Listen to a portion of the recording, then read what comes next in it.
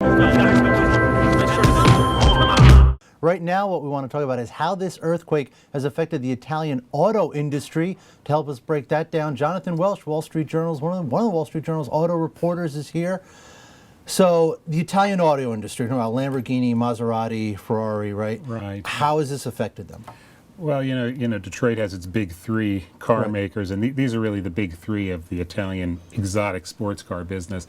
And they're all located pretty close, kind of within a triangle of where the epicenter of this earthquake was. And while all the companies are reporting that their factories are in good shape, they haven't had any injuries or fatalities among their employees, what's less clear is how it's going to affect their business going forward, because they rely on suppliers, a lot of whom are smaller companies, even mom and pop operations who make some of these specialized parts that they use.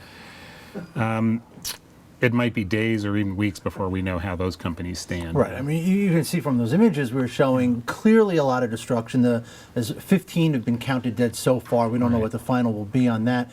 And again, this happened today, so you don't know what the final count will be. It's good to know that none of their employees have been harmed, or that their factories are, but they have to shut down while people just kind of do the count and figure out where things stand right now, right? Right.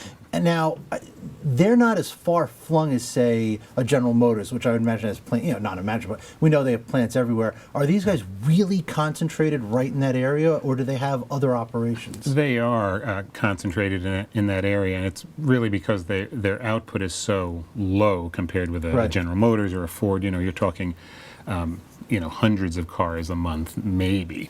Certainly not thousands and not millions a year. So they have their main factories where they build the cars, and a lot of the, of course, they get their supplies of parts, electronics and other stuff from around the globe, but a lot of their suppliers are local. And just like what we saw with the Japanese earthquake a couple of years back, it's going to, it'll take a while to figure out just who's able to produce the parts. I think they are expecting some shortages. They're not just coming out and saying it, but they're quick to say, well, we're checking with our suppliers to see if there might be a problem down the road. Right. I mean, you say they make a couple hundred cars a month in some cases, right? Right. So I would think a delay of even a few days or maybe a week would be more significant for these companies than it would be for a larger automaker, right? Right. Well, they're not as diversified.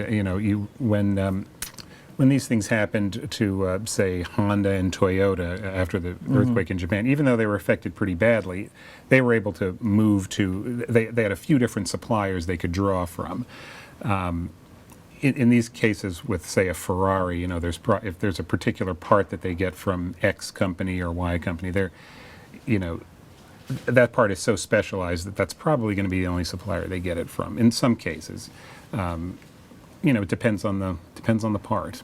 Yeah, and is this the only sort of big auto industry in this area of Italy? I mean, there's none of the domestic automakers have operations over there. Or anybody? Right. Is there anybody else besides those three? Well, what I'm interested to see is, as happened in Japan, we're going to find out what suppliers. We're going to very quickly find out what suppliers are there, and maybe. I'm not certain, but there could be suppliers there who make parts for General Motors, Ford, just as we found in Japan that, so-and-so is the only outfit that makes this particular chip to operate whatever. There were a few cases like that where the lack of diversification even hurt the larger car makers. Yeah.